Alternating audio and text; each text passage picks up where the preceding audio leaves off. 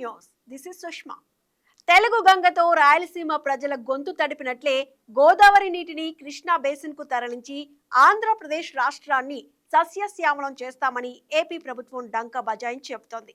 సముద్రం పాలయ్యే నీటిని వడిసిపట్టి రాయలసీమ ప్రాంతానికి తీసుకువెళ్లేందుకు ఎన్ని ఇబ్బందులు ఎదురైనా ఎంత ఖర్చైనా వెనుకాడే ప్రసక్తే లేదని ఏపీ ప్రభుత్వం చెబుతోంది. ఏపీ గేమ్ చేంజర్ ప్రాజెక్టుపై స్పెషల్ ఫోకస్ పెట్టిన కూటమి ప్రభుత్వం బనకచెర్లను పూర్తి చేసి తెలుగు తల్లికి హారతి ఇవ్వడం ఖాయమని చెబుతోంది. గోదావరి నుంచి కృష్ణాకు కనీసం 200 టీఎంసీలు తీసుకుపోవడం ఖాయమని, అందుకు అవసరమైన బనకచెర్లను బాజాప్తా కడతామంటుంది. నదుల అనుసంధానంతో ఆయకట్టు పెంచి తమది రైతు పక్షపాత ప్రభుత్వమని మరోసారి నిరూపించుకోవాలని భావిస్తున్న ప్రస్తుత ఏపీ ప్రభుత్వం పోలవరం నుంచి నల్లమల ప్రాంతం మీదుగా గోదావరి జలాలు సీమకు తరలించనుంది. బనకచెర్ల ప్రాజెక్టు కోసం తగిన అస్త్ర శస్త్రాలను సిద్ధం చేసుకుని సమయానుకూలంగా కూటమి సర్కార్ ప్రయోగిస్తుంది. దీంతో డిఫెన్స్లో పడిన తెలంగాణ ప్రభుత్వం ఆ రాష్ట్రంలోని అవకాశవాద రాజకీయ శక్తులు ఒక్కసారిగా ఉక్కిరిబిక్కిరి అవుతున్నాయి. బనకచెర్ల వద్దే వద్దంటూ గగ్గోలు పెడుతున్నాయి. ఇదే అదనుగా మరికొందరు రాజకీయ లబ్ధి కోసం సెంటిమెంట్ రాజకీయాలకు తెరలేపారు.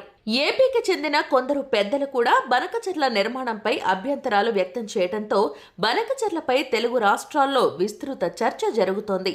అప్పుల పాలైన రాష్ట్రం బనకచెర్ల కోసం అంత భారీ మొత్తం ఖర్చు చేయడం అవసరమా అని ఆంధ్రప్రదేశ్ ఆలోచనా పరుల వేదిక సభ్యులు ప్రశ్నిస్తున్నారు. ఎంత ఎక్కువ ఎకరాలకు నీళ్లు పారిస్తే ఆ ప్రాజెక్టు ముందు టేకప్ చేస్తామా, లేకపోతే అత్యంత ఖర్చుతో కూడినటువంటి ప్రాజెక్టు ముందు టేకప్ చేస్తామా? బనకచెర్ల అనే ప్రాజెక్టు మెగా కృష్ణారెడ్డి గారు ప్రతిపాదిస్తే, జగన్మోహన్ రెడ్డి గారు ఆమోదిస్తే, ఈ లోపల కాలం దొర్లుకుపోయి ఎలక్షన్లు వచ్చి గవర్నమెంట్ మారితే మళ్ళా ఈ కొత్త గవర్నమెంట్ దాన్ని నెత్తినెత్తుకునే పరిస్థితిలో ఈ రోజున మనం ఉన్నాం. అబ్బో, ఇది అసలు గేమ్ చేంజర్. దానికి ఒక కొత్త పేరు పెట్టారు. ఎవరి గేమ్ చేంజ్ అవుతుందో అర్థం కావట్లేదు, కానీ గేమ్ చేంజర్ అంట. కేసీఆర్ ప్రతిపాదిత ప్రాజెక్టును దేశంలోనే అత్యంత సంపన్నుల్లో ఒకరైన మేఘా కృష్ణారెడ్డి కోసమే నిర్మిస్తున్నారనే ఆరోపణలు వినిపిస్తున్నాయి. వైసీపీ హయాంలో అప్పటి నగరి ఎమ్మెల్యే రోజా ఇంట్లో చేపల పులుసు విందు అనంతరం ప్రత్యేక తెలంగాణ సార్థకుడు కేసీఆర్ తొలిసారి బనకచెర్ల గురించి పలికిన పలుకులు గుర్తు చేస్తున్నారు. ఇప్పుడు అసలు బనకచెర్ల ప్రాజెక్టు ఎందుకు, ఎంత నీటిని తరలించాలనుకుంటున్నారు, ప్రాజెక్టు ఆవశ్యకత ఏంటి, అసలు ఆచరణ సాధ్యమేనా అనే ప్రశ్నలకు స్పష్టమైన సమాధానాలు ఇచ్చేవారు లేకపోవటం అసలు సమస్యకు కారణంగా మారిందని నిపుణులు అంటున్నారు. దీనిపై టీడీపీ నేతలు మాట్లాడినంతగా ఇతర పార్టీ నేతలు మాట్లాడకపోవటం వెనుక ఏమైనా రాజకీయ కారణాలు ఉన్నాయా అనే అనుమానాలు వ్యక్తమవుతున్నాయి. కృష్ణానది నుంచి 2989 టీఎంసీల వరద ప్రవాహం కడలిలో కలుస్తూ ఉండగా అందుకు రెండింతలు గోదావరి నీరు సముద్రంలోకి కలుస్తోంది. నదుల అనుసంధానంతో కరువు, వరద పరిస్థితులు సమర్థంగా ఎదుర్కోవడంతో పాటు తాగునీటి సమస్యలకు పరిష్కారం చూపవచ్చు అనేది నిపుణుల మాట. గోదావరికి వరద వచ్చినప్పుడు కర్నూలు జిల్లా బనకచెర్ల రెగ్యులేటర్కు రోజుకు కనీసం 2 టీఎంసీలు తీసుకువెళ్లాలనేది ప్లాన్. రాష్ట్రంలో రిజర్వాయర్ల సామర్థ్యం సుమారు 1000 టీఎంసీలకు చేరగా జనవరి 1 నాటికి రిజర్వాయర్లలో 74% నీళ్లు ఉండటం రికార్డు. తద్వారా రాష్ట్రంలో వ్యవసాయ అవసరాలకు నీటి కరువు లేకుండా పోతుంది. నీటి లభ్యత మరింత పెంచేందుకు బనకచెర్ల కీలకంగా మారనుంది.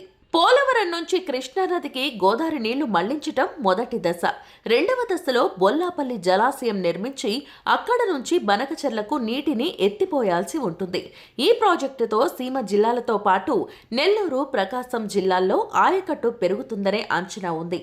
80,000 కోట్లతో ప్రాజెక్టును పూర్తి చేస్తే రాష్ట్రం ఉద్యానవన, వాణిజ్య పంటలకు కేరాఫ్గా మారనుంది.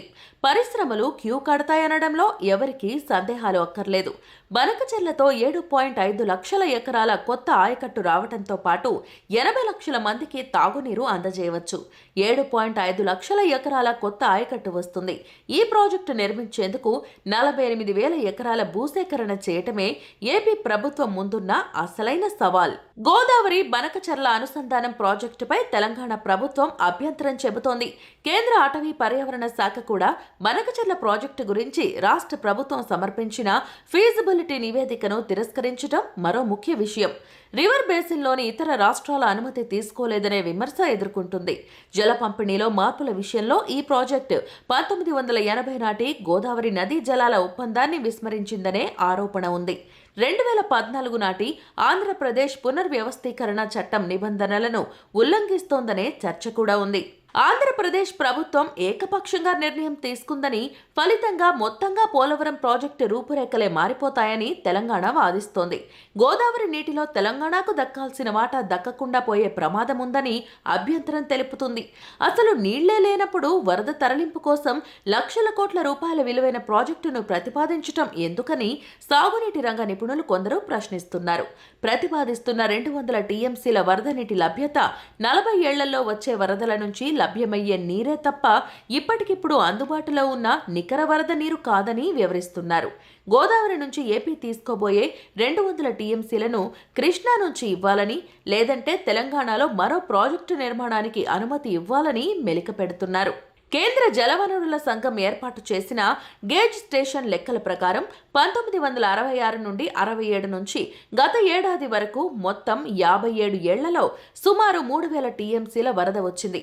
ఏదైనా ప్రాజెక్టు కడితే దాని ఆయకట్టుకు 4 ఏళ్లలో కనీసం 3 ఏళ్ల పాటైనా నీరు అందుబాటులో ఉంచే విధానాన్ని 75% లభ్యత అంటారు. ఈ అంచనా ప్రకారం 2018 నుంచి 2023 మధ్య కాలంలో గోదావరిలో మిగులు జలాలు అందుబాటులో ఉండేవనేది సాగునీటి రంగ నిపుణుల అభిప్రాయం. బొల్లాపల్లి రిజర్వాయర్ మీదుగా ప్రకాశం జిల్లాలోని నాగార్జున సాగర్ 2వ దశ ప్రతిపాదిత ఆయకట్టుకు, అలాగే వెలిగొండ ప్రాజెక్టు ప్రధాన రిజర్వాయరు నల్లమల సాగర్కు నీటిని అందించే అవకాశాన్ని పరిశీలించాలనే సూచనలు ఉన్నాయి. సోమశిల ఆయకట్టుకు కండలేరు ద్వారా నెల్లూరు, తిరుపతి జిల్లాల్లోని తెలుగుగంగ, గాలేరు, నగరి ప్రాజెక్టు కింద ప్రతిపాదించిన ఆయకట్టుకు నీటిని అందజేయవచ్చు. కాబట్టి దానిని ప్రభుత్వం పరిశీలించాలని వ్యవసాయ రంగ నిపుణులు కోరుతున్నారు. పెన్నా నీటిని ఆదా చేసి రాయలసీమకు కరువును దూరం చేయవచ్చు అనే సూచనలు ఉన్నాయి.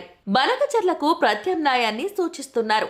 అమరావతి సమీపంలోని వైకుంఠపురం వద్ద కృష్ణానదిని, అటుపై నాగార్జున సాగర్ను ఆక్విడక్ట్స్ ద్వారా దాటించి అక్కడ నుంచి బొల్లాపల్లి జలాశయానికి చేర్చటం ఎంతో ప్రయోజనకరమని భావిస్తున్నామని నిపుణులు సీఎం చంద్రబాబుకు లేఖ రాశారు.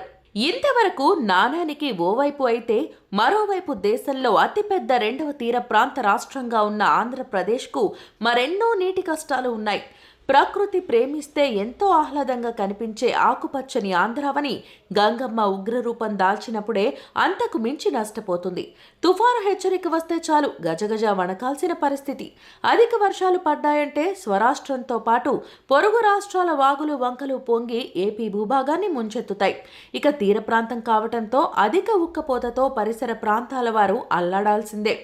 అనారోగ్య సమస్యలకు తోడు ఏసీలు, ఫ్యాన్లు వాడి భారీగా విద్యుత్ బిల్లులు చెల్లిస్తున్నారు. శత్రు దేశాలు సముద్ర మార్గం గుండా దాడి చేస్తే తొలి అడ్డుగోడగా నిలిచేది ఉక్కు సిటీ విశాఖనే. తీర ప్రాంత రాష్ట్రంగా ఎన్నో నష్టాలు ఎదుర్కొంటున్న ఏపీ వృధా జలాలు కూడా వాడుకోకూడదంటూ అడ్డుకోవడం దుర్మార్గం. కడలిపాలు అవుతున్న నీటిని తీర ప్రాంతం వాడుకుంటే తప్పేంటి? ఆంధ్రప్రదేశ్ దేశవ్యాప్తంగా జల వాతావరణ విపత్తుల్లో అత్యధిక మృతులు నమోదైన రాష్ట్రంగా మారింది. ప్రకృతి విపత్తులతో 44% భూభాగం దుర్బల పరిస్థితులను ఎదుర్కొంటోంది.